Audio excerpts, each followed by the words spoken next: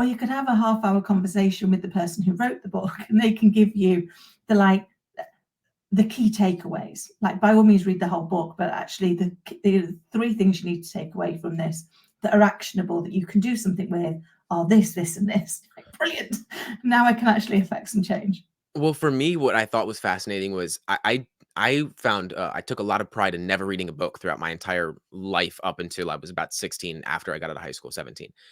And I never read any books. My mom and sister always told me, "You're going to start reading. You'll eventually read." And I was like, "No, I hate reading. It sucks. All the books that they gave me never give me, they just never give me anything in life."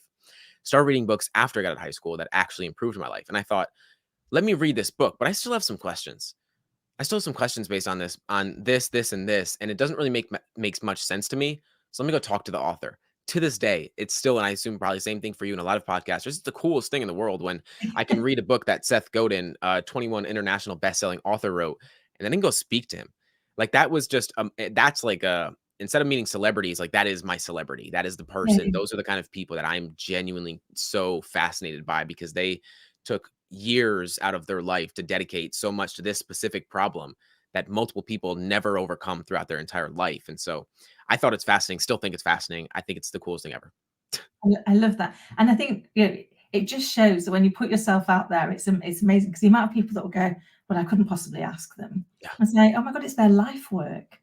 It's their life work. So if you're interested enough to ask them questions about their purpose, their reason, for giving their life over to it, they're not going to go, "No, sorry, I'm busy."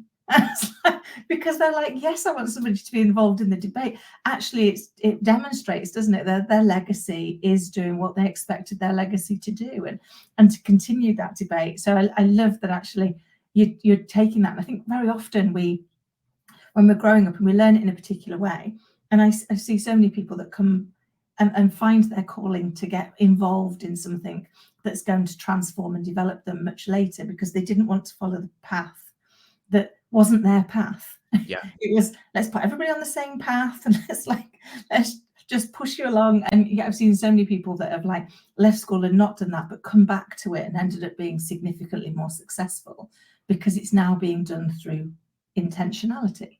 It's being done because they are in the driving seat. And I think once we find that driving seat for ourselves, things become so much clearer, don't they? Yeah. Yeah, absolutely.